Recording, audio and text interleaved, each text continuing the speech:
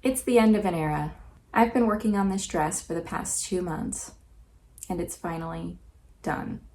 When I first started posting about this dress over on Instagram, it was originally going to be my Valentine's Day dress, but we are well into March at this point. It just came off the sewing machine yesterday, so we missed the Valentine's Day deadline by a bit, but that's okay because we still finished it. It stayed out of the sin bin. So today I kind of just want to share my thoughts on sewing this up. Since I spent such a long time on it, I feel like it deserves some sort of video or like talk through. So to start things off, it's kind of like a party dress, like a very much fancy going out, have a good time kind of dress. And as a mom of triplet toddlers, you can probably guess how often I go out to parties.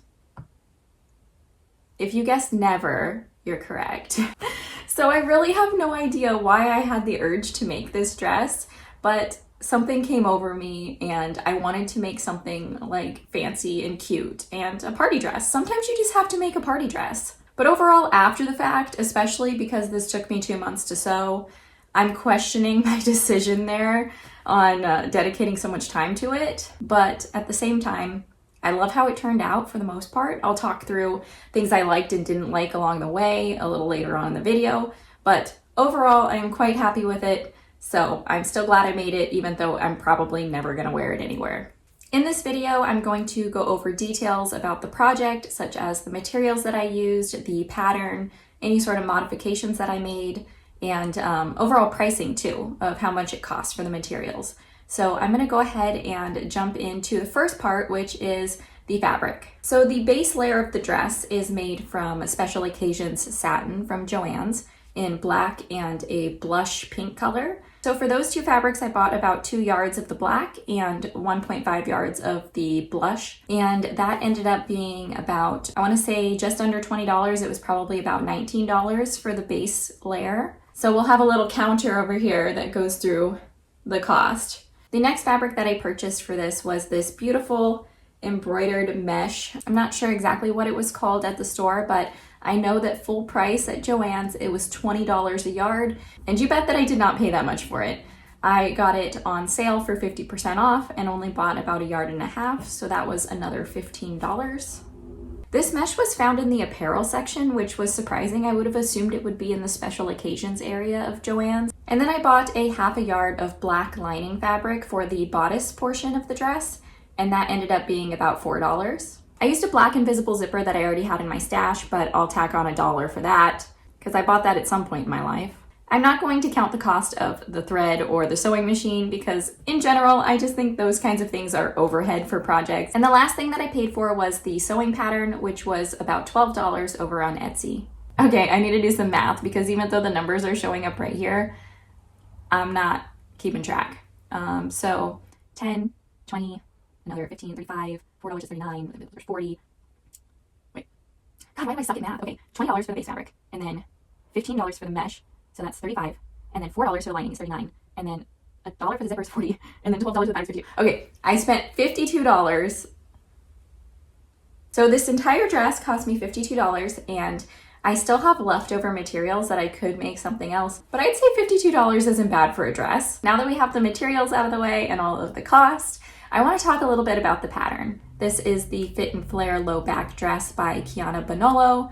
I really have no idea if I'm butchering her name at all, but great pattern designer, great YouTuber. I found the video tutorial very helpful for this dress, and the instructions were also very helpful that came with the pattern. I wouldn't consider this to be a beginner pattern because there was a lot of really complicated sewing techniques, at least in my mind, and I probably made things a little harder than they needed to be by doing all of this embroidered overlay on top of the bodice. It did have some really difficult sewing techniques, such as sewing a reverse curve. That is how you attach this bodice piece here to the rest of it. I also find that sewing side zippers are a little bit more complicated than doing a center back zipper because you have to make sure that everything fits really well. You can't just pinch in like extra at the side the way you could probably do with a back zipper. So that takes a lot of accuracy with your measurements too. Here's our side zipper. I think that turned out really well. Lined up really good. Overall, I think it was a fun sewing pattern, but after spending 2 months on it, I'm still questioning making this dress a little bit. Just because I don't know if I'm gonna wear it anywhere. Maybe like I'll go somewhere fancy one of these days. I guess after working on anything for 2 months, you get kind of tired of it. So maybe that's just how I'm feeling right now. Getting into some sizing details, I cut a size 2 at the bust and then tapered it out to a size 4 at the waist and for the skirt. When I was making this, I added an extra inch to the black portion of the skirt because I was worried that it might be a little short. But then I kind of forgot to take into account that I'm only 5'1" and most patterns are drafted for taller people, so I don't think I would have had a problem if I just left the skirt its original length. But I'm still happy with the length that I chose for this. But yeah, just hindsight, I don't know why I was thinking that. I also added a 1/2 inch to the top of the neckline because I wanted it to be a little more coverage, and it just seemed a little low if I didn't add that 1/2 inch, but that's just personal preference. I did the same on the back as well, which meant that I also had to add a 1/2 inch to the straps to make them fit the new neckline. So these straps are a little bit wider than the original pattern by about 1/4 inch because it's folded over, but that is pretty much the mods that I made to the pattern. And other than that, I just did the size 2, tapered to the size 4. Let's see, what else did I do? Oh, one more thing. I did add bra cups. I don't foresee myself wearing a bra with this because of how low the back is. So I just sewed in some bra cups that I took from an old swimsuit that had been in the hot tub way too many times and was all like stretched out. So yeah, I really do think that the bra padding helps this bust piece hold its shape, and I just think it's more comfortable to wear that way. So that was kind of the details of the pattern and any modifications that I made. Next, I want to talk about things that went well and things that went not so well while I was sewing this dress. But let's start with the good stuff. Some things that went really well is this actual overlay of the mesh.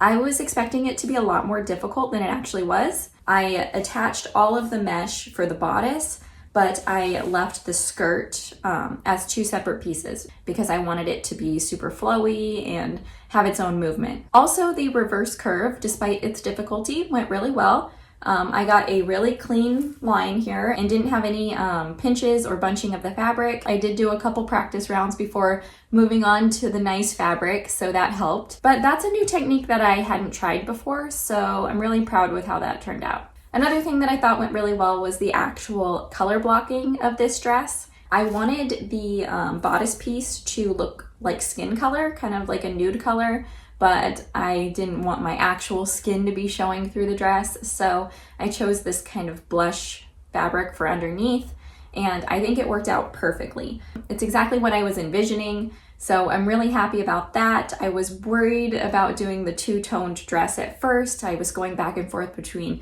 do I do it all black? Do I just do it all blush? Do I do it in a completely different color? And I was like, you know what? I just need to commit to it and just cut it out, and then I can't go back. And it worked out. So cool. Moving on to things that I think didn't go so well. It hurts me a little bit to talk about some of these things, but I want to be completely transparent in sharing my whole experience. The first thing that I really struggled with was not having a big enough piece of the embellished mesh fabric to create the ruffle at the bottom of the skirt.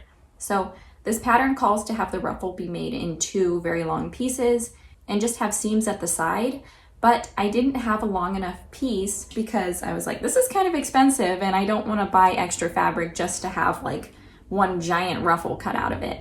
So instead, I cut it in 3 separate pieces, which required me to do a lot of math with trying to attach it to the rest of the skirt. And then I also had to attach it with a starting point at the back of the skirt instead of the side seam, which required me to do even more measuring and math, which is not my strong suit, as you could probably tell while I was trying to calculate how much I spent on this dress.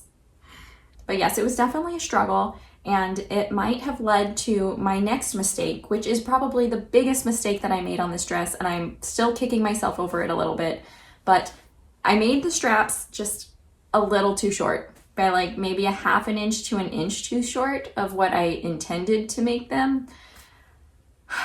I don't know if I want to like unpick the whole thing to put new straps in. Like I would have to cut completely new straps that are longer and kind of redo the whole thing. Or I could do it the lazy way where I just like tack it underneath here instead of it being all nice and finished. But I haven't decided yet. I don't think anyone would actually notice it besides me because I made it, but it's definitely pulling a little bit and it's a little bit high under the arm. In a momentary lapse of judgment, I pinned it and tried it on in a different way than I had actually planned to sew it. So I ended up misinterpreting the length of the straps once it was actually sewn in. But, you know, we can't all be good at everything. We can't all be good at like measuring and math and stuff. Overall, I think the dress turned out good, and I am very hesitant to unpick it to fix such a small thing. I've shown some work in progress clips here, but I have a couple reels over on my Instagram if you want to go over there and watch those. I documented most of the sewing process in sped up little clips over there. I feel like in the past that I haven't wanted to share work in progress pictures on social media because I feel like if I share work in progress pictures and whatever project doesn't end up working out, let's say it's a dress that ends up not fitting me, I'm always worried that people are going to be like, why didn't you ever finish that? Where is it? How come you never got to see it? Or, you know, like there would be judgment that I didn't actually finish everything that I've started. But that's kind of what happens sometimes. I think I've said all I want to say about this dress. It was a labor of love for Valentine's Day. Maybe I'll get to wear it for Valentine's Day next year. I'm willing to consider all possibilities. Thanks so much for watching. I hope you enjoyed this video, and if you want to see more sewing related videos in the future, you can subscribe to my channel, and I'll see you for the next one. Bye!